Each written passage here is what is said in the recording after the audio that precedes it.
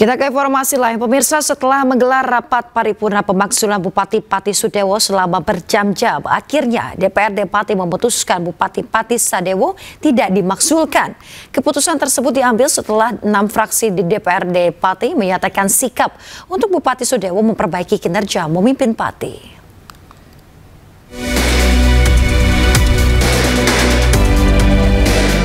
Rapat paripurna terkait pemakzulan Bupati Sadewo akhirnya menemui babak akhir. Setelah kurang lebih menggelar rapat selama 4 jam, DPRD Pati menyatakan Bupati Sadewo tidak dimakzulkan. Bupati Sadewo juga diwajibkan memperbaiki kinerja ke depannya untuk Kabupaten Pati. Keputusan tersebut dinyatakan sah karena sebanyak 6 fraksi di DPRD Pati meminta Bupati memperbaiki kinerjanya, sedangkan 1 fraksi menginginkan Bupati Sadewo diberhentikan. Sebanyak 36 anggota DPRD tidak setuju jika Bupati diberhentikan, mengingat masih banyak tugas yang harus dilakukan, sedangkan 13 lainnya menginginkan pemakzulan itu terjadi. Keputusan DPRD yang disampaikan dalam rapat paripurna menyatakan pendapat adalah tidak ada berupa keputusan rekomendasi perbaikan kinerja Bupati Pati. Secara konstitusional dan peraturan perundang-undangan, keputusan yang diambil dalam rapat paripurna tersebut sah dan mutlak. Ketua DPRD Pati berharap kepada semua pihak bisa menerima apa yang menjadi keputusan saat rapat paripurna. Dari Pati, Jawa Tengah, Vindi Agil, iNews melaporkan. Pemirsa, Wakil Wali Kota Bandung Erwin membantah terjaring operasi tangkap tangan kejaksaan. Ia memenuhi panggilan kejaksaan sebagai saksi atas dugaan korupsi dan penyalahgunaan wewenang.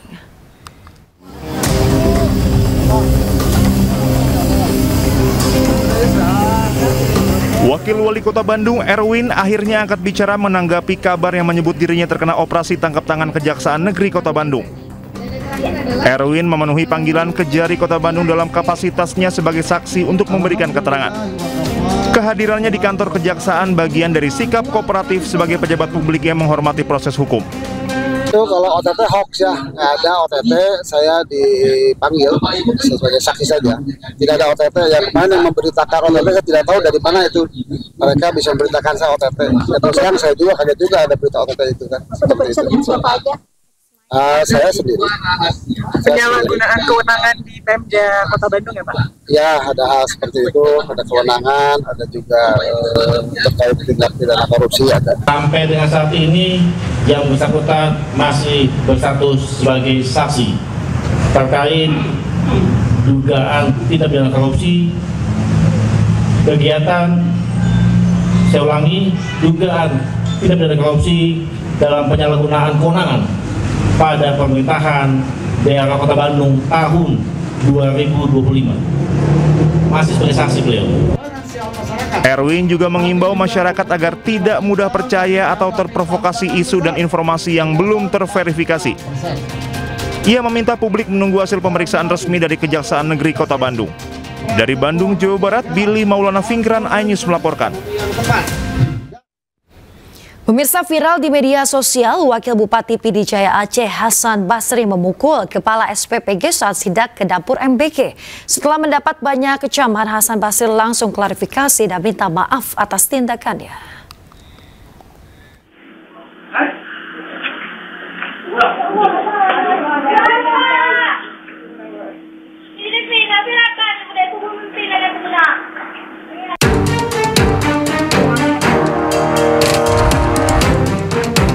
Viral di media sosial, rekaman kamera pengawas saat Wakil Bupati Pidijaya Hasan Basri mendatangi dapur SPPG di Desa Sagu, Kecamatan Trienggadeng, Pidijaya Aceh.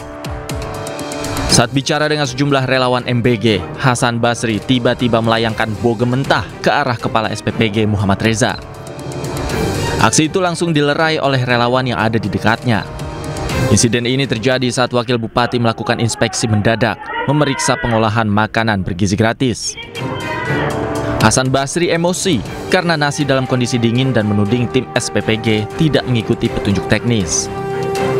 Setelah insiden ini viral, Hasan Basri langsung memberi klarifikasi dan minta maaf melalui unggahan di media sosial.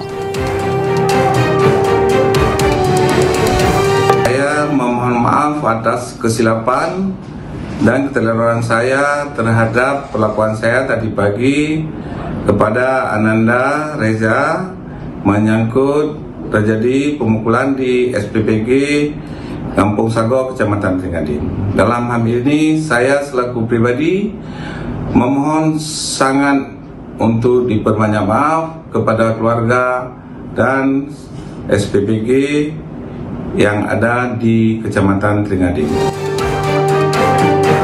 Pasca kejadian, korban pemukulan dan relawan SPPG melaporkan kejadian pada Bupati Pidi Jaya. Dari Pidi Jaya Aceh, Jamal Pangwa, iNews melaporkan.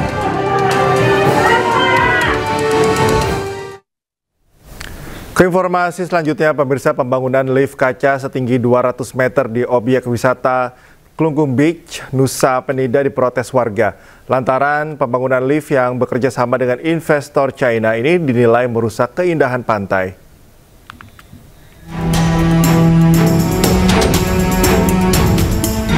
Viral di media sosial, pembangunan lift kaca di tebing pantai Kelingking, Nusa Penida, Bali.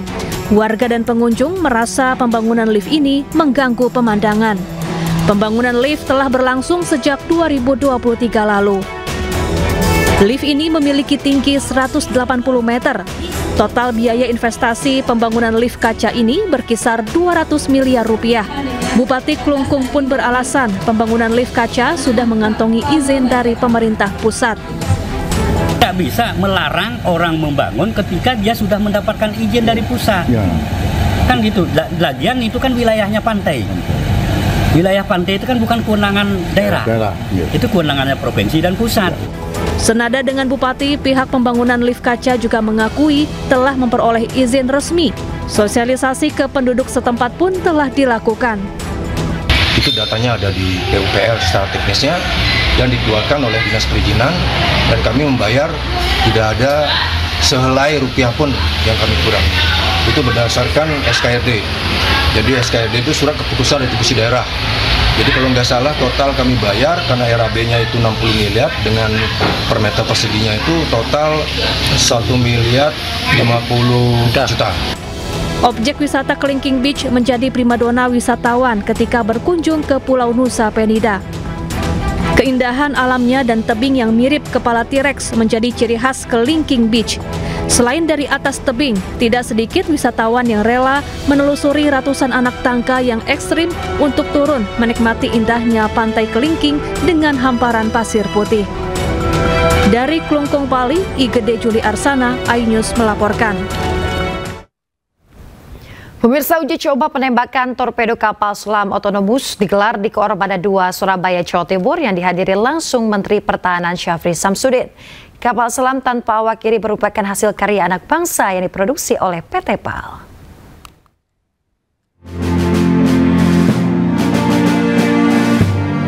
Menteri Pertahanan Syafri Samsudin melihat langsung uji tembak torpedo kapal selam tanpa awak otonomus di perairan dermaga Madura, Koarmada 2 Surabaya, Jawa Timur.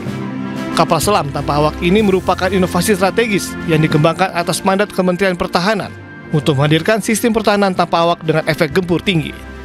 Menurut Syafri Samsudin, Indonesia menjadi negara keempat di dunia yang mampu memproduksi dan menggunakan kapal selam tanpa awak.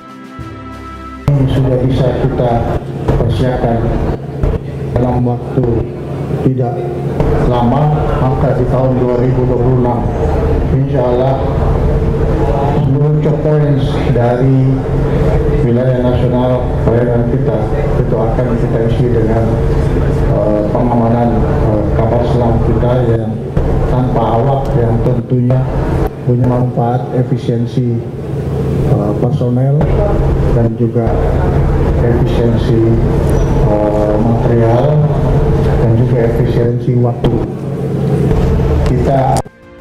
Keberhasilan uji tembak torpedo ini meyakinkan Kementerian Pertahanan untuk membeli 30 unit kapal selam tanpa awak dari PT PAL Indonesia. Alutsista karya anak bangsa ini akan melengkapi armada kapal selam berawak yang sudah dimiliki oleh TNI Angkatan Laut. Dari Surabaya, Jawa Timur, Ismalia, iNews melaporkan. Kementerian Pertahanan dan TNI melaksanakan renovasi Gereja Santo Yohanes Paulus II di Stasi Okpol, Papua Pegunungan. Renovasi itu memperluas kapasitas gereja dari 40 menjadi 200 jemaat untuk memberikan ruang ibadah yang lebih layak bagi masyarakat setempat.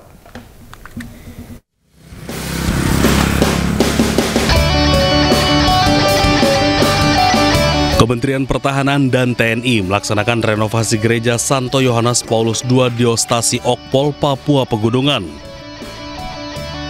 Renovasi ini memperluas gereja dari yang sebelumnya berkapasitas 40 menjadi 200 jemaat. Renovasi ini untuk memberikan ruang ibadah yang lebih layak bagi masyarakat setempat.